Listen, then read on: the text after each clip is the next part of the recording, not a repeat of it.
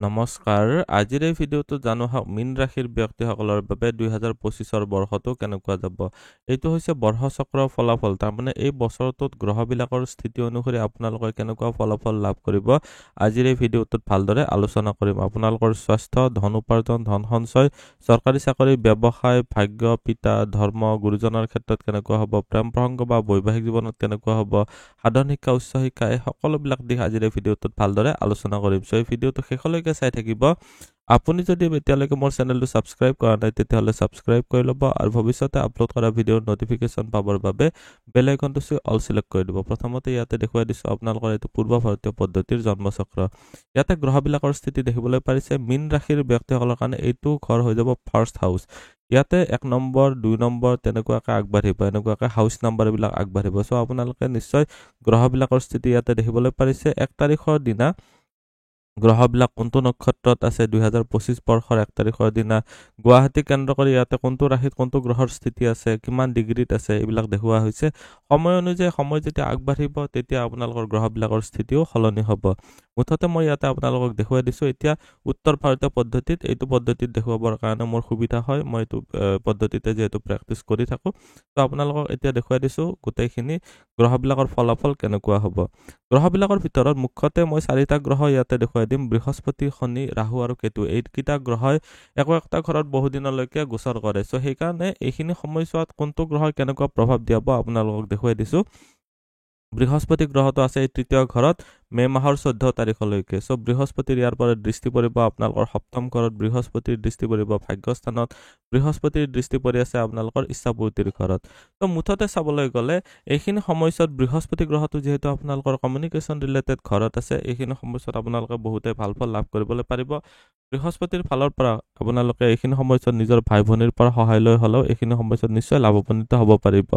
Information technology বা ওয়্যাৰলেস communication বা সৰুসুৰা যিবিলাক জবত আপোনালোকৰ ভ্ৰমণ হৈ থাকে এইবিলাক ক্ষেত্ৰতো ভাল দেখা গৈছে বৃহস্পতি গ্ৰহটো আপোনালোকৰ ব্যৱসায়ৰ ঘৰতো দৃষ্টি দি আছে ব্যৱসায়ৰ ঘৰত কেতুৰ স্থিতি আছে বাৰু এইটো পইণ্টলৈকে মই আহি আছো কিন্তু বৃহস্পতিৰ দৃষ্টি থকাৰ কাৰণে এইখিনি সময়ছোৱাত আপোনালোকে সৰুসুৰা ভ্ৰমণ কৰি হলেও আপোনালোকৰ ব্যৱসায়ৰ ক্ষেত্ৰত নিশ্চয় লাভৱান্বিত হ'ব পাৰিব বৃহস্পতিৰ ফালৰ পৰা পৰাক্ৰম কৰি পৰাক্ৰমৰ ঘৰৰ পৰা যেহেতু দৃষ্টি দিছে ব্যৱসায়ৰ ক্ষেত্ৰত অলপ কষ্ট কৰক আপোনালোকে বহুতে ভাল ফল লাভ কৰিব পাৰিব পত্নী স্থানতো বৃহস্পতিৰ স্থিতি আছে মে মাহৰ 14 তাৰিখলৈকে এইখিনি সময়ছোৱাত ভাল দেখা গৈছে বৃহস্পতিৰ দৃষ্টি মে মাহৰ 14 তাৰিখলৈকে আপোনালোকৰ ভাগ্যস্থানতো দৃষ্টি দি আছে সো এইখিনি সময়ছোৱাত আপোনালোকে ভাগ্য পিতা বা ধৰ্ম বা গুৰুজনৰ ফালৰ পৰা সাপোৰ্ট লাভ কৰিব পাৰিব এইখিনি সময়ছোৱাত ধৰ্মৰ ক্ষেত্ৰতো আপোনালোকৰ ভাল দেখা গৈছে আপোনালোকে ধাৰ্মিক হ'ব পাৰিব এইখিনি সময়ছোৱাত আপোনালোকে ঈশ্বৰ ভক্তি বা আপোনালোকে যদি ঘৰত পূজা পাৰ্বণ কৰিব বিচাৰিছে আপোনালোকৰ কাৰণে যথেষ্টখিনি লাভদায়ক হ'ব বৃহস্পতিৰ দৃষ্টি পৰি আছে আপোনালোকৰ একাদশ ঘৰত মে মাহৰ 14 তাৰিখলৈকে এইখিনি সময়ছোৱাত আপোনালোকৰ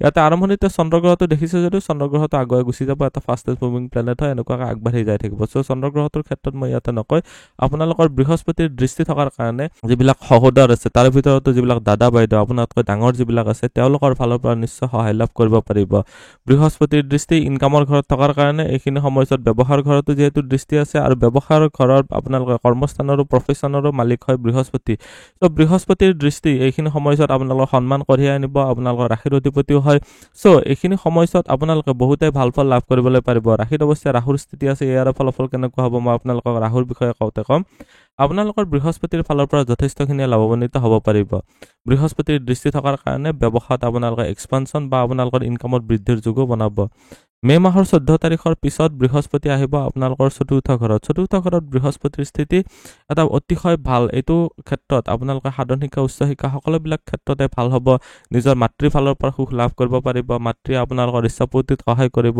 আপোনালোকে নিজৰ বন্ধুবৰ্গৰ ফালৰ পৰা সাপোৰ্ট লাভ কৰিব পাৰিব কিন্তু এটা প্ৰবলেম যে বৃহস্পতি গ্ৰহটো যিটো ঘৰত অকলে থাকি যায় সেইটো ঘৰত এক প্ৰকাৰে ভাবনা কৰাৰো চান্সেছ থাকে আপোনালোকৰ প্ৰপাৰ্টি ৰিলেটেড ক্ষেত্ৰত অলপ সাৱধান হ'ব লাগিব এইখিনি সমস্যা বৰ এটা ভাল নহ'ব বৃহস্পতিৰ দৃষ্টি ইয়াৰ পৰা পৰিব কৰ্মস্থানত বৃহস্পতিৰ দৃষ্টি পৰিব আপোনালোকৰ অষ্টম ঘৰ যিটো মুখ্য স্থান বা আপডাউনৰ স্থান হয় মৃত্যু বা আয়ুষৰ স্থানো হয় দ্বাদশ ঘৰটো হৈ গ'ল এইটো ঘৰত দৃষ্টি পৰি আছে বিদেশৰ স্থান এইটো খৰচৰ স্থান বেড প্লেজাৰৰ স্থান হয় সো বৃহস্পতিৰ দৃষ্টি এইবিলাক স্থানত থকা মানে বৃহস্পতিৰ দৃষ্টি যথেষ্টখিনি শুভ ফল প্ৰদায়ক হয় কৰ্মস্থানত বৃহস্পতিৰ দৃষ্টি যেহেতু মে মাহৰ 14 তাৰিখৰ পিছৰ পৰা পৰিব এইখিনি সময়ছোৱাত বৃহস্পতিৰ ফালৰ পৰা যথেষ্ট ভাল ফল লাভ কৰিবলৈ পাৰিব। নতুন কৰ্মপ্ৰাপ্তি হ'ব পাৰে। টিচিং লাইনত বা বেংকিং ছেক্টৰত যদি কাম কৰিব বিচাৰি আছে আপোনালোকৰ কাৰণে যথেষ্ট ভাল হ'ব। বৃহস্পতিৰ দৃষ্টি পৰি আছে বিদেশৰ ঘৰত, চ' আপোনালোকে ঘৰৰ পৰা দূৰত যায় যদি ক'ৰবাত কাম কৰি আছে, ইম্পৰ্ট এক্সপৰ্টৰ যদি ব্যৱসায় কৰি আছে আপোনালোকৰ কাৰণে ভাল হ'ব মে মাহৰ 14 তাৰিখৰ পিছৰ পৰা। বৃহস্পতিৰ দৃষ্টি পৰি আছে আপোনালোকৰ অষ্টম ঘৰ, যিটো অকাল চায়েন্সেছ বা গুপ্ত বিভাগ, এষ্ট্ৰলজি, ধৰ্মিক কৰ্মিক ক্ষেত্ৰৰ কাম হয়। চ' এইখিনি সময়ছোৱাত বৃহস্পতিৰ ফালৰ পৰা যথেষ্টখিনি লাভান্বিত হ'ব পাৰিব। বৃহস্পতিৰ দৃষ্টি আছে অষ্টম ঘৰত, চ' বৰ্তমান সময়ছোৱাত বৃহস্পতিৰ ফালৰ পৰা যথেষ্টখিনি লাভান্বিত হ'ব পাৰিব। আপোনালোকে গৱেষণা ৰিলেটেড ক্ষেত্ৰত ৰিচাৰ্চ বা PhD যদি কৰি আছে আপোনালোকৰ কাৰণে যথেষ্ট ভাল। আপোনালোকে যদি য়োগা, মেডিটেশ্যন, তত্ত্ব অধ্যয়ন এইবিলাক ক্ষেত্ৰত যদি জড়িত হৈ আছে তেতিয়াহ'লে আপোনালোকৰ কাৰণে লাভান্বিত হ'ব। বৃহস্পতিৰ দৃষ্টি কৰ্মস্থানত থকাৰ কাৰণে যিসকল আপোনালোকৰ সহকৰ্মী আছে তেওঁলোকৰ ফালৰ পৰাও লাভান্বিত হ'ব পাৰিব। এতিয়া দেখুৱাই দিছোঁ আপোনালোকৰ শনি গ্ৰহটোৰ স্থিতি। আপোনালোকৰ কাৰণে শনি গ্ৰহটো হৈছে ইনকামৰ ঘৰৰ মালিক আৰু খৰচৰ ঘৰৰ মালিক। শনি গ্ৰহটোৰ দ্বাদশ ঘৰত স্থিতিয়ে বৰ্তমান সময়ছোৱাত অলপ খৰচৰ ক্ষেত্ৰত অধিক দেখুৱাইছে। কিছুমান ক্ষেত্ৰত যেনেকুৱাকৈ আপোনালোকৰ কিছুমান বিষজনিত বেমাৰৰ কাৰণে অলপ খৰচ কৰিব পাৰে, কাৰণ শনি গ্ৰহটোৰ ইয়াৰ পৰা দৃষ্টি পৰি আছে ৰোগৰ স্থানত। শনি গ্ৰহটোৰ তৃতীয় দৃষ্টি পৰিছে আপোনালোকৰ দ্বিতীয় ঘৰ, যিটো ধনস্থানত, ধনৰ এক্সেছো পাইছে। শনি গ্ৰহটোৰ দৃষ্টি পৰি আছে আপোনালোকৰ ভাগ্যস্থানত। ত' মুঠতে চাবলৈ গ'লে শনি গ্ৰহটোৰ দৃষ্টি ভাগ্যস্থানত থকাৰ কাৰণে এইখিনি সময়ছোৱাত ভাগ্যৰ ফালৰ পৰা বিড়ম্বনা হ'ব পাৰে। আপোনালোকৰ কষ্টৰ ফল অথলে যাব পাৰে। চ' অলপ জন্মকুণ্ডলী অধ্যয়ন কৰি প্ৰতিকাৰ কৰিব পাৰিলে ভাল হ'ব। বৃহস্পতিৰ দৃষ্টিও ভাগ্যস্থানত নোহোৱা হ'ব আপোনালোকৰ মে মাহৰ 14 তাৰিখৰ পিছৰ পৰা, তেতিয়া অলপ বেছি প্ৰব্লেমেটিক হ'ব। মুঠতে চাবলৈ গ'লে আৰম্ভণি সময়ছোৱাতহে অৱশ্যে শনি ইয়াতে আছে মাৰ্চৰ 29 তাৰিখলৈকে। মাৰ্চৰ 29 তাৰিখলৈকে শনি গ্ৰহটোৰ দৃষ্টি থকাৰ কাৰণে এইখিনি সময়ছোৱাত আপোনালোকৰ ভাগ্যৰ ফালৰ পৰা অলপ আপ ডাউন থাকিব। নিজৰ পিতা বা গুৰুজনৰ সৈতে অলপ মনোমালিন্য কৰিব পাৰে। শনি গ্ৰহটোৰ দৃষ্টি যিহেতু ঘৰুৱা ক্ষেত্ৰত আছে মাৰ্চৰ 29 তাৰিখলৈকে, এইখিনি সময়ছোৱাত নিজৰ ফেমিলি বা ৰিলেটিভছৰ সৈতে প্ৰব্লেম ক্ৰিয়েট কৰিব পাৰে।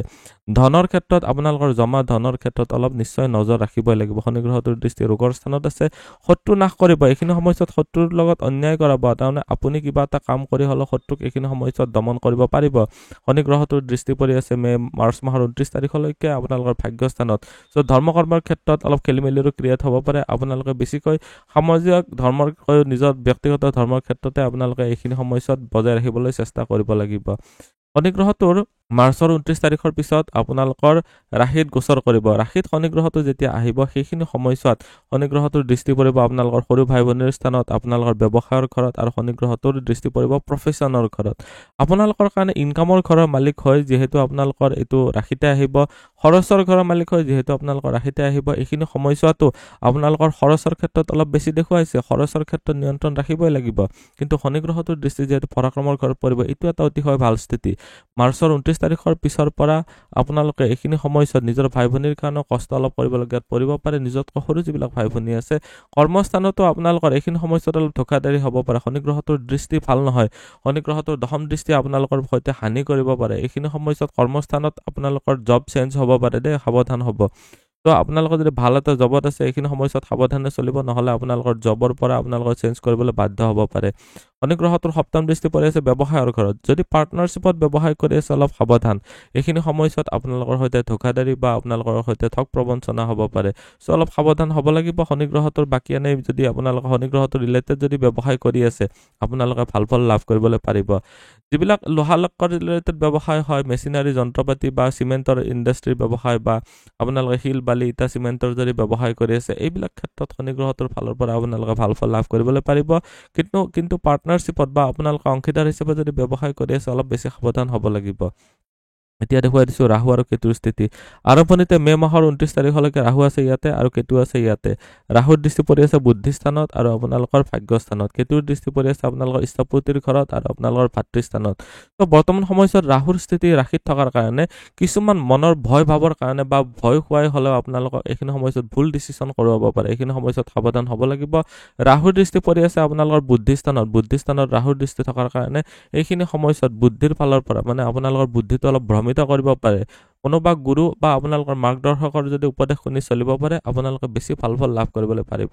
ৰাহুৰ দৃষ্টি যিহেতু আপোনালোকৰ পিতা বা গুৰুজনা বা উচ্চ শিক্ষাৰ ঘৰতো পৰি আছে, চ' বৰ্তমান সময়ছোৱাত উচ্চ শিক্ষাৰ ক্ষেত্ৰত অলপ খেলি মেলি হ'ব পাৰে, পঢ়িবলৈ মন নাযাব পাৰে। এইখিনি সময়ছোৱাত বুদ্ধিস্থানত ৰাহুৰ দৃষ্টি থকাৰ কাৰণে মনত কিছুমান নিগেটিভ থিংকিং আহিব পাৰে। এইবিলাক ক্ষেত্ৰত অধিক সাৱধান হৈ চলিব লাগিব। পিতা বা গুৰুজনৰ সৈতে মনোমালিন্যৰো সৃষ্টি কৰিব পাৰে, চ' সাৱধান হ'ব লাগিব। কেতুৰ দৃষ্টি পৰি আছে ইনকামৰ ঘৰত, কেতুৰ দৃষ্টি পৰি আছে আপোনালোকৰ পৰাক্ৰমৰ ঘৰত। পৰাক্ৰম কৰিব পাৰিব, কষ্ট কৰিব পাৰিব, সেইটো ক্ষেত্ৰত প্ৰব্লেম নাই। কিন্তু কেতুৰ দৃষ্টি ইনকামৰ ঘৰত থকাৰ কাৰণে অলপ শ্ল' প্ৰগ্ৰেছ, যিয়ে ব্যৱসায় নকৰক কিয় আপোনালোকৰ ব্যৱসায়ৰ ঘৰত কেতুৰ স্থিতি আছে। যদিহে আপোনালোকে গুপ্ত বিভাগ, এষ্ট্ৰলজি, ধাৰ্মিক কৰ্মিক কামৰ সৈতে যদি জড়িত হৈ আছে, তত্ত্ব অধ্যয়ন, মেডিটেশ্যন এইবিলাক ক্ষেত্ৰত জড়িত হৈ আছে, তেতিয়াহ'লে আপোনালোকৰ ব্যৱসায়ত ভাল, বাকী প্ৰব্লেম নাই।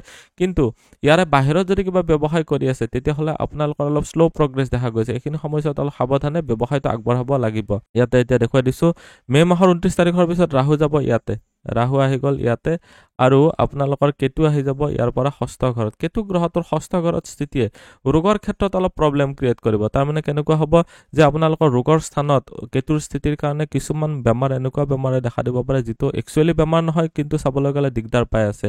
ছাপ'জ পেটৰ বিষ হৈ আছে, আকৌ ঠিক হৈ যায়। ছাপ'জ গেষ্ট্ৰিকৰ প্ৰব্লেম হৈ আছে, টেবলেট এটা খালে ঠিক হৈ যায়, আকৌ হয়।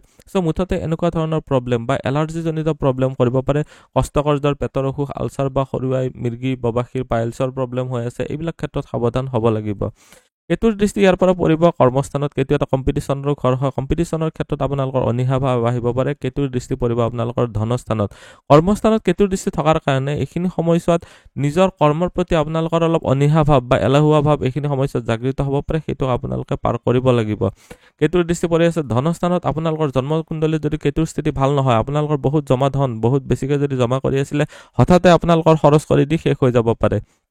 এইখিনি সময়ছোৱাততো মই ক'লোঁ কিছুমান বেমাৰৰ ক্ষেত্ৰত সাৱধান হ'ব লাগিব, মই অলৰেডি ৰিচেণ্টলি কৈ উঠিছোঁ। এতিয়া দেখুৱাই দিছোঁ ৰাহুৰ স্থিতি। ৰাহুৰ স্থিতি খৰচৰ ঘৰত বিশেষ ভাল। এইটো বিদেশৰ ঘৰত যেতিয়া ৰাহুৰ স্থিতি হয়, এইটো এটা অতিশয় ভাল স্থিতি হয়।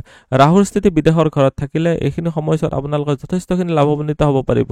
ৰাহুৰ স্থিতি দ্বাদশ ঘৰত থকাৰ কাৰণে এইখিনি সময়ছোৱাত আপোনালোকে বিদেশৰ পৰা ফৰেইন এইড বা ফৰেইন মানি, আপোনালোকে যদি ছাপ'জ ইউটিউবাৰ হিচাপে কাম কৰি আছে, আপোনালোকৰ কাৰণে ভাল।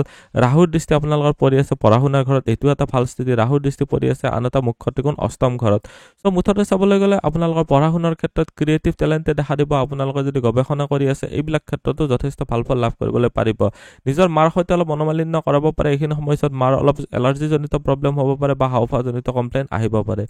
এতিয়া মই আপোনালোকক কৈ গৈছোঁ থুলমূলভাৱে যিবিলাক আপোনালোকৰ লাইফৰ মেইন পাৰ্ট, যেনেকুৱা স্বাস্থ্য, বিবাহ, প্ৰেম, আপোনালোকৰ শিক্ষা দীক্ষা, চৰকাৰী চাকৰি, ব্যৱসায়, সকলোবিলাক এটা এটাকৈ কৈ গৈছোঁ। আপোনালোকে মনোযোগ দি শুনি যাব, আপোনালোকে জাষ্ট শুনি গ'লে হ'ল। মীন ৰাশিৰ ব্যক্তিসকলৰ স্বাস্থ্যৰ ক্ষেত্ৰত অলপ দুৰ্বল দেখা গৈছে। এইটো বছৰত স্বাস্থ্যৰ প্ৰতি সম্পূৰ্ণভাৱে আপোনালোকে সজাগ হৈ থাকিব লাগিব, আৰু শাৰীৰিক প্ৰকৃতিৰ অনুসৰি আপোনালোকৰ যিমানখিনি কেপাচিটি, সেইটো অনুযায়ীহে আপোনালোকৰ জীৱনধাৰাটো আপোনালোকে এইখিনি সময়ছোৱাত চলাই যাব পাৰিব লাগিব। আপোনালোকৰ শাৰীৰিক ক্ষেত্ৰত অলপ এইখিনি সময়ছোৱাত বডিলি ষ্টেমিনা ডাউন হোৱাটো সম্ভাৱনা দেখা গৈছে। এলাৰ্জিজনিত প্ৰব্লেমটো দেখা গৈছে। আৰম্ভণিৰ পৰা মে' মাহ পৰ্যন্ত আপোনালোকৰ ৰাহু আৰু কেতু পঞ্চম আৰু সপ্তম ভাৱত যিহেতু প্ৰভাৱ পেলাব, যি স্বাস্থ্যৰ বাবে বৰ এটা ভাল নহ'ব। এইখিনি সময়ছোৱাত আপোনালোকৰ শাৰীৰিক প্ৰকৃতি কিছুমান ক্ষেত্ৰত বিশেষকৈ সমস্যা হ'ব পাৰে। আপোনালোকৰ যদি পেটৰ কমপ্লেইন আছে, এইখিনি সময়ছোৱাত এলাৰ্জিজনিত প্ৰব্লেমো দেখা দিব পাৰে, হাওঁফাওঁজনিত কমপ্লেইন আহিব পাৰে। এইখিনি সময়ছোৱাত অৰ্থাৎ মে' মাহৰ আগৰ সময়ছোৱাত আপোনালোকৰ অলপ বায়ুজনিত যিবিলাক বেমাৰ হয় বা এলাৰ্জিজনিত যিবিলাক বেমাৰ হয়, এইটো দেখা গৈছে। মে' মাহৰ পিছত ৰাহু আৰু কেতুৰ প্ৰথম ভাৱৰ পৰা আঁতৰি যাব। সেইখিনি সময়ছোৱাত আপোনালোকে কিছু পৰিমাণে স্বাস্থ্যৰ ক্ষেত্ৰত বডিলি ষ্টেমিনা হাই হ'ব। কিন্তু ইয়াতে মাৰ্চৰ 29 তাৰিখৰ পিছৰ পৰা আপোনালোকৰ শনি গ্ৰহটোৰ স্থিতি ৰাশিত আহিব। সেইকাৰণে আপোনালোকৰ আকৌ কিছুমান ধৰি লওক স্বাস্থ্যজনিত ক্ষেত্ৰত বডিলি ষ্টেমিনা অলপ ডাউন থাকিব। আপোনালোকৰ আহাৰ বা আপোনালোকে যিবিলাক খাদ্য খাই আছে, এইবিলাক ক্ষেত্ৰত আপোনালোকে সজাগ হ'ব লাগিব। আপোনালোকে এইখিনি সময়ছোৱাত প্ৰকৃতিগতভাৱে আপোনালোকে আলস্য ভাৱ বা এলেহুৱা ভাৱ আহিব পাৰে মাৰ্চৰ 29 তাৰিখৰ পিছত। ফলস্বৰূপে আপোনালোকৰ ফিটনেছত, আপোনালোকৰ যিটো কাম কৰিব পৰা ক্ষমতা, তাতে অলপ অভাৱ দেখা দিব পাৰে। ইয়াৰ উপৰিও আপোনালোকৰ কঁকালৰ বিষ হ'ব পাৰে, আৰু এইখিনি সময়ছোৱাত অধিক সাৱধান হ'ব লাগিব। এইটো বছৰত আপোনালোকৰ যিকোনো সমস্যাৰ সৈতে যদি জড়িত থাকে, তেন্তে এইটো বছৰত আপুনি য়োগা, ব্যায়াম এইবিলাকৰ ক্ষেত্ৰত বা য়োগা, মেডিটেশ্যন এইবিলাক কৰাটো উচিত। আপোনালোকৰ নিজৰ শক্তি বজাই ৰখাৰ বাবে আপোনালোকে চেষ্টা কৰিব লাগিব, এনাৰ্জি ছেভিংছ কৰিব পাৰিব লাগিব। কাম ওলালে বুলি আপোনালোকে দিনৰ দিনটো কাম কৰি থাকিলে নহ'ব। বাকী আপোনালোকৰ স্বাস্থ্যৰ দিশৰ পৰা এইটো বছৰ অলপ দুৰ্বল, অলপ সজাগ হৈ চলিব লাগিব, অলপ বডিলি ষ্টেমিনা ডাউন থাকিব। শিক্ষা দীক্ষাৰ ক্ষেত্ৰত চালে 2025 বৰ্ষত আপোনালোকৰ আপ ডাউন থাকিব, মিক্সড ৰিজাল্ট পাব। এইখিনি সময়ছোৱাত উচ্চ শিক্ষাৰ ক্ষেত্ৰত আপোনালোকৰ আৰম্ভণিৰ পৰা মে মাহৰ মাজলৈকে তৃতীয় ভাৱত আপোনালোকৰ বৃহস্পতি থকাৰ কাৰণে আপোনালোকে টুৰছ ট্ৰেভেলৰ সৈতে আপোনালোকে যদি বা তেনেকুৱা ধৰণৰ কিবা পঢ়ি আছে তেতিয়াহ'লে আপোনালোকৰ কাৰণে ভাল ফলাফল লাভ কৰিব পাৰিব। ঘৰ এৰি যিসকল বিদ্যাৰ্থীয়ে আপোনালোকৰ যদি দূৰত আছে তেওঁলোকৰ ভাল ফলাফল পোৱাৰ সম্ভাৱনা দেখা গৈছে, কিন্তু আন শিক্ষাৰ্থী যিসকলে ঘৰতে থাকি পঢ়ি আছে তেওঁলোকৰ তুলনামূলকভাৱে ফলাফল অলপ কম থাকিব। বুধ গ্ৰহটোৰ গমন মাজে মাজে আপোনালোকক সহায় কৰিব। বুধ গ্ৰহটোৰ গোচৰে তাৰমানে মাজে মাজে আপোনালোকক সহায় কৰিব। এইটো আপোনালোকে মাহিলী ৰাশিফলখিনি চাব। আপোনালোকৰ ফলাফলবোৰক সন্তোষজনক কৰি ৰাখিব। মে মাহৰ মাজভাগত বৃহস্পতি চতুৰ্থ ভাৱত যেতিয়া গোচৰ কৰিব, অষ্টম আৰু আপোনালোকৰ দ্বাদশ ঘৰত আপোনালোক প্ৰভাৱিত কৰিব। এনে পৰিস্থিতিত গৱেষণা কৰা শিক্ষাৰ্থীসকলৰ কাৰণে বৃহস্পতিয়ে ভাল ফলাফল দিব পাৰিব। পেছাদাৰী শিক্ষা গ্ৰহণ কৰা শিক্ষাৰ্থীসকলে ভাল ফল লাভ কৰিবলৈ পাৰিব। ঘৰ এৰি বিদেশত যিসকলে পঢ়ি আছে তেওঁলোকে অত্যন্ত ভাল ফলাফল লাভ কৰিব পাৰিব। বৃহস্পতিৰ দৃষ্টি আহিব মে মাহৰ 14 তাৰিখৰ পিছত। আন শিক্ষাৰ্থীসকলৰ বাবে বুধ আৰু বৃহস্পতিৰ যৌথ প্ৰভাৱৰ ফলত আপোনালোকৰ এভাৰেজতকৈ অলপ স্লাইটলি বেটাৰ ৰিজাল্ট পাব পাৰিব। এইখিনি সময়ছোৱাত সকলো পৰিস্থিতিৰে আপোনালোকৰ ৰাহু আৰু কেতুৰ বিশেষকৈ লগ্নৰ প্ৰভাৱ যেতিয়ালৈকে থাকিব মে মাহৰ 29 তাৰিখলৈকে, তেতিয়া আপোনালোকৰ শিক্ষাৰ দৃষ্টিকোণৰ পৰা অলপ ফ্লাকচুৱেট কৰি থাকিব। মন পঢ়িবলৈ ইচ্ছা নাযাব পাৰে। এইখিনি সময়ছোৱাত আপোনালোকে অলপ কষ্ট অধিক কৰিব লাগিব। পৰিশ্ৰম কৰিলে ভাল ফলাফল আপোনালোকে লাভ কৰিবলৈ পাৰিব। আপোনালোকৰ কাৰণে 2025 বৰ্ষৰে মে মাহৰ 29 পৰ্যন্ত আপোনালোকৰ এইখিনি সময়ছোৱাত অলপ ফলাফল প্ৰাপ্তিত ব্যৰ্থ হ'ব পাৰে বা আপোনালোকৰ মনটো ডাইভাৰ্ট হ'ব পাৰে, জানি বুজি ভুল কৰি অহাৰ সম্ভাৱনাটো দেখা গৈছে। স্বাস্থ্যৰ ক্ষেত্ৰত আপোনালোকে এইখিনি সময়ছোৱাত অলপ ধ্যান ৰাখিব লাগিব, যি আপোনালোকৰ পঢ়া শুনাৰ ক্ষেত্ৰতো ইম্পেক্ট কৰিব। এতিয়া জানো হওক ব্যৱসায় বাণিজ্যৰ ক্ষেত্ৰত কেনেকুৱা হ'ব। এইটো বছৰত অলপ মিক্সড ৰিজাল্ট পাব, অৰ্থাৎ মাজে মাজে ভাল মাজে মাজে বেয়া তেনেকুৱাকৈ অলপ আপ ডাউন দেখা গৈছে। এইটো বছৰত অৰ্থাৎ বছৰটোৰ বেছিভাগ সময়ছোৱা আপোনালোকৰ পক্ষে থাকিব, কিন্তু দশম ভাৱৰ স্বামী বৃহস্পতিৰ গমন এইটো বছৰ বৰ এটা ভাল নহ'ব। মীন ৰাশিফল 2025 অনুসৰি শনিৰ গমনেও আপোনালোকক পূৰ্ণ সহায় দিব নোৱাৰিব। এই সকলো ধৰণৰ কাৰণৰ কাৰণে এই বছৰে বাণিজ্যিক পৰিসৰে যি নিষ্ঠা আৰু প্ৰতিশ্ৰুতিৰ প্ৰয়োজন হ'ব, আপোনালোকৰ ফালৰ পৰা ডেডিকেশ্যনৰ যি প্ৰয়োজন হ'ব, সেয়া আপোনাৰ পৰা যথেষ্ট পৰিমাণে আপোনালোকৰ নাথাকিব পাৰে। চ' সেইকাৰণে আপোনালোকে নিজৰ ডেডিকেশ্যন বা কষ্টটো অলপ বঢ়াব লাগিব। যিমান পাৰে সিমান কষ্ট কৰিব লাগিব ইচ্ছামতে ফলাফল লাভ কৰিব লাগিলে। এইটো বছৰত বাণিজ্যৰ ক্ষেত্ৰত কিছু অলপ দুৰ্বল ফলাফল আশা কৰিব পাৰি, কাৰণ বৰ এটা ভাল নহ'ব। মে মাহৰ কাৰণ কেতুৰ স্থিতি আছে। মে মাহৰ পিছৰ পৰা অৱশ্যে বৃহস্পতি যেতিয়া দশম ভাৱক প্ৰভাৱিত কৰিব, এইটোৱে আপোনালোকক কঠোৰ পৰিশ্ৰমী কৰিব আৰু বাণিজ্যিক ক্ষেত্ৰত উন্নতি দিয়াব, ব্যৱসায়ৰ ক্ষেত্ৰত উন্নতি হ'ব। চৰকাৰী চাকৰিৰ ক্ষেত্ৰত চালে মিডিয়ামটো অলপ স্লাইটলি বেটাৰ অলপ ক'ব পাৰি। আপোনালোকৰ ষষ্ঠ ঘৰৰ স্বামী সূৰ্য গ্ৰহটো 4-5 মাহে আপোনালোকৰ কাৰণে সপক্ষে থাকিব। মে মাহৰ পিছত ষষ্ঠ ভাৱত কেতুৰ আগমন যেতিয়া আপোনালোকৰ থাকিব, অৰ্থাৎ ষষ্ঠ ভাৱত কেতু যেতিয়া গোচৰ কৰিব, এইখিনি সময়ত চাকৰিত সমৰ্থন কৰিব। সেয়া বছৰটোৰ প্ৰথম ভাগত চাকৰিৰ ক্ষেত্ৰত কিছু অসন্তোষ থকাৰ সম্ভাৱনা দেখা গৈছে, কিন্তু বছৰটোৰ দ্বিতীয় ভাগত চাকৰিৰ দৃষ্টিকোণৰ পৰা আপোনালোকৰ কম্পিটিশ্যনৰ ক্ষেত্ৰত যদি আপোনালোকে নিজে যদি ভালদৰে ষ্টাডি কৰিব পাৰে, আপোনালোকৰ কাৰণে যথেষ্টখিনি লাভদায়ক হ'ব। কাৰ্যালয়ৰ পৰিৱেশ অলপ বেয়া থাকিব, অৰ্থাৎ য'ত আপোনালোকে কাম কৰি আছে তাতে অকণমান পৰিৱেশটো অলপ দিগদাৰ দেখা দিব পাৰে। আভ্যন্তৰীণ কিছুমান ৰাজনীতিৰ মাজে মাজে আপোনালোকক দিগদাৰ কৰিব পাৰে। মীন ৰাশিৰ ব্যক্তিসকলৰ বাবে আপোনালোকৰ যিসকল সহকৰ্মী থাকে তেওঁলোকৰ সহকৰ্মীৰ পৰা সহায় লাভ কৰিব এইখিনি সময়ছোৱাত পাৰিব। এই সকলোবিলাক সমস্যাৰ আপোনালোকৰ যদি প্ৰব্লেম হৈ থকা সমস্যা আহে, তেতিয়াহ'লে আপোনালোকে ধৈৰ্যৰে কাম কৰি যাব লাগিব। মে মাহৰ পাছত আপুনি ভাল ফলাফল লাভ কৰিবলৈ পাৰিব। সেয়েহে বছৰটোৰ আৰম্ভণিৰে পৰা চাকৰিৰ দিশত কিছুমান অলপ দুৰ্বল যদিও পিছৰ অংশ অলপ ছেকেণ্ড হাফটো আপোনালোকৰ মে মাহৰ 29 তাৰিখৰ পিছৰ পৰা আপোনালোকৰ ভাল হ'ব। আপুনি এইটো বছৰত চাকৰিৰ ক্ষেত্ৰত মোটামুটি এভাৰেজ বা গড় ফলাফল, মিডিয়াম ফলাফল আপোনালোকে লাভ কৰিবলৈ পাৰিব। আৰ্থিক যদি পৰিস্থিতিটো চাওঁ, এইটো বছৰত আপ ডাউনৰ মাজেৰে যাব, বহুত ভালো নহয়, বহুত বেয়াও নহয়। ধনভাৱৰ স্বামী মংগলৰ বছৰটো কিছু মাহৰ বাবে আৰ্থিক দিশত আপোনালোকৰ পূৰ্ণ সহায় কৰিব পাৰিব। যদিও বছৰটোৰ আৰম্ভণিৰে পৰা মাৰ্চৰ 29 তাৰিখলৈকে এইখিনি সময়ছোৱাত লাভ ভাৱৰ স্বামী, অৰ্থাৎ আপোনালোকৰ ইনকামৰ ঘৰৰ মালিক আপোনালোকৰ দ্বাদশ ঘৰত যিহেতু খৰচৰ ঘৰত থাকিব মাৰ্চৰ 29 তাৰিখলৈকে, যিয়ে আৰ্থিক পৰিস্থিতিৰ কাৰণে ভাল নহ'ব। যদিও মাৰ্চৰ 29 তাৰিখৰ পিছৰ পৰা আপোনালোকৰ লাভ ভাৱৰ স্বামী যি শনি গ্ৰহটো প্ৰথম ভাৱত যেতিয়া ৰাশিত আহিব, ই তুলনামূলকভাৱে ভাল পৰিস্থিতি হিচাপে গণ্য কৰিব পাৰিব। লাভ ভাৱৰ স্বামী প্ৰথম ভাৱত যোৱাৰ কাৰণে লাভ আৰু আপোনালোকৰ লাভ এইটো বেনিফিট বা প্ৰফিটৰ কথা কোৱা হৈছে। ব্যৱসায় বা চাকৰিৰ ক্ষেত্ৰত আপোনাৰ এটা ভাল সংযোগৰ সৃষ্টি হ'ব, অৰ্থাৎ আয়ৰ উৎস বৃদ্ধি হ'ব পাৰে। এটাতকৈ অধিক চ'ৰ্চৰ পৰা আপোনালোকৰ ইনকামত বৃদ্ধি হ'ব পাৰে, যাৰ ফলত আপুনি আৰ্থিক পৰিস্থিতিত কিছু শক্তিশালী বা আপোনালোকে ভাল এটা ফলাফল লাভ কৰিবলৈ পাৰিব। কিন্তু শনিৰ গমন প্ৰথম ভাৱত থাকিলে আপোনালোকৰ দেহৰ অলপ বডিলি ষ্টেমিনা ডাউন থাকিব। আপোনালোকৰ এইখিনি সময়ছোৱাত স্বাস্থ্যজনিত অলপ কমপ্লেইন আহিব পাৰে, ভাগৰ লাগি থকা তেনেকুৱা হ'ব পাৰে। চ' আপোনালোকে অলপ ফিজিকেল এক্সাৰচাইজ বা শাৰীৰিক ব্যায়াম চৰ্চা কৰিব পাৰিলে ভাল হ'ব। আপোনালোকে এইখিনি সময়ছোৱাত স্বাস্থ্যৰ কাৰণে আপোনালোকৰ তুলনামূলকভাৱে বহুত ভাল ফল লাভ কৰাত অলপ ব্যাঘাত জন্মিব। ধনৰ কাৰক বৃহস্পতি বছৰটোৰ আৰম্ভণিৰে পৰা মে' মাহৰ মধ্যভাগলৈকে অৰ্থাৎ মে' মাহৰ 14 তাৰিখলৈকে নৱম দৃষ্টি পৰি থাকিব আপোনালোকৰ ইনকামৰ ঘৰত। যদিও লাভ ভাৱৰ মকৰ ৰাশিত যিহেতু আপোনালোকৰ বৃহস্পতিৰ স্বামী যিহেতু আপোনালোকৰ দ্বাদশ ঘৰত আছে, চ' সেইটো এটা বৰ ভাল নহ'ব। কিন্তু এপ্ৰিলৰ পৰা আৰম্ভ কৰি আপোনালোকৰ আৰ্থিক দিশৰ পৰা আপোনালোকে অলপ ভাল ফল লাভ কৰিবলৈ পাৰিব। আপুনি আপোনাৰ পৰিশ্ৰমেৰে আপোনালোকে 70 to 80% ফলাফল নিশ্চয় লাভ কৰিবলৈ পাৰিব। আপোনালোকৰ প্ৰেম প্ৰসংগৰ ক্ষেত্ৰত চালে এইখিনি সময়ছোৱাত কোনো গ্ৰহৰে দীঘলীয়া প্ৰভাৱ নাই। এইটো এটা ধৰি লওক ভাল পৰিস্থিতি, কিন্তু কিছু ধৰি লওক কিছু পণ্ডিতৰ মতে হওক আপোনালোকৰ ৰাহুৰ পঞ্চম দৃষ্টি যেতিয়া আপোনালোকৰ পৰে, আপোনালোকৰ ৰাহুৰ প্ৰেমৰ স্থানত তেতিয়া ভুল বুজাবুজিৰ মাজত আপোনালোকৰ প্ৰব্লেম ক্ৰিয়েট হ'ব পাৰে। কিছুমান সন্দেহ ভাৱ আহিব পাৰে, কনফিউজন বা আপোনালোকৰ এইখিনি সময়ছোৱাত সন্দেহ ভাৱৰ কাৰণে অলপ লাভ ৰিলেশ্যনশ্বিপৰ ক্ষেত্ৰত আপোনালোকৰ প্ৰব্লেম হ'ব। মে' মাহৰ পিছত ৰাহুৰ প্ৰভাৱ পঞ্চম ভাৱৰ পৰা আঁতৰি যাব, তেতিয়া আপোনালোকৰ প্ৰচেষ্টা আৰু আপোনালোকৰ প্ৰেম জীৱনত ভাল ফলাফল লাভ কৰিবলৈ পাৰিব। প্ৰেমৰ কাৰক গ্ৰহ হৈছে শুক্ৰ গ্ৰহটো বেছিভাগ সময় আপোনালোকৰ সপক্ষে থাকিব। এই সকলোবিলাক কাৰণৰ পৰা সাধাৰণতে আপোনালোকৰ প্ৰেম জীৱন ভাল থাকিব। সেয়েহে 2025 বৰ্ষটো আপোনালোকৰ প্ৰেম জীৱনৰ কাৰণে এটা ভালেই হ'ব। কেৱল মাজে মাজে অলপ সমস্যা বা কনফিউজনৰ ক্ৰিয়েট হ'ব, যিটো আপোনালোকে বুজা পৰাৰ মাজেৰে সমাধান কৰি ল'ব লাগিব। কোনো ডাঙৰ সমস্যা নাই ইয়াৰ ভিতৰত। ডাঙৰ সমস্যা দেখিলেও সৰু সুৰা কেতিয়াবা প্ৰব্লেম দেখিব পাৰে। সেইকাৰণে এইটো বছৰত মীন ৰাশিৰ ব্যক্তিসকলৰ কাৰণে আপোনালোকৰ প্ৰেমত পৰিস্পষ্টতা বুলি ক'ব পাৰি, বহুত এটা ভাল আপোনালোকৰ দেখা গৈছে। মোটামুটি মিডিয়ামতকৈ অলপ বেটাৰ দেখা গৈছে। আপোনালোকৰ প্ৰেম জীৱন উপভোগ কৰিব পাৰিব। দাম্পত্য জীৱনৰ ক্ষেত্ৰত চালে যিসকল বিবাহিত আছে, আপোনালোকৰ যাৰ বিবাহৰ কথা ভাবি আছে আৰু বিবাহৰ কাৰণে চেষ্টা কৰি আছে, তেতিয়াহ'লে আপোনালোকৰ কাৰণে এইখিনি সময়ছোৱাত অলপ এক্সট্ৰা কষ্ট কৰিলে আপোনালোকে ভাল ফলাফল পাব পাৰিব। বছৰটোৰ আৰম্ভণিৰে পৰা মে' মাহৰ মধ্যভাগলৈকে ৰাহু আৰু কেতুৰ প্ৰভাৱ সপ্তম ভাৱত থাকিব, যি বিবাহৰ সম্পৰ্কিত সমস্যাৰ অলপ সৃষ্টি কৰিব পাৰে। যদিও এই সময়ছোৱাত আপোনালোকে কিছুমান ভাল কানেকশ্যনো হ'ব। এইখিনি সময়ছোৱাত বৃহস্পতিৰ পঞ্চম দৃষ্টিৰ পৰা আপোনালোকৰ পঞ্চম দৃষ্টি বৃহস্পতিৰ যিহেতু আপোনালোকৰ বিবাহৰ ঘৰত পৰি আছে মে' মাহৰ 14 তাৰিখলৈকে, এইখিনি সময়ছোৱাত বিবাহৰ ক্ষেত্ৰত কথা বতৰা আগবাঢ়িব পাৰে। ৰাহু আৰু কেতুৰ স্থিতিৰ কাৰণে মে' মাহৰ 29 তাৰিখলৈকে বিবাহৰ যুগক অলপ দুৰ্বল কৰি তুলিব। আপোনালোকৰ বিৰক্তি বা আপোনালোকৰ অনিচ্ছাভাৱে এইখিনি সময়ছোৱাত দেখা গৈছে।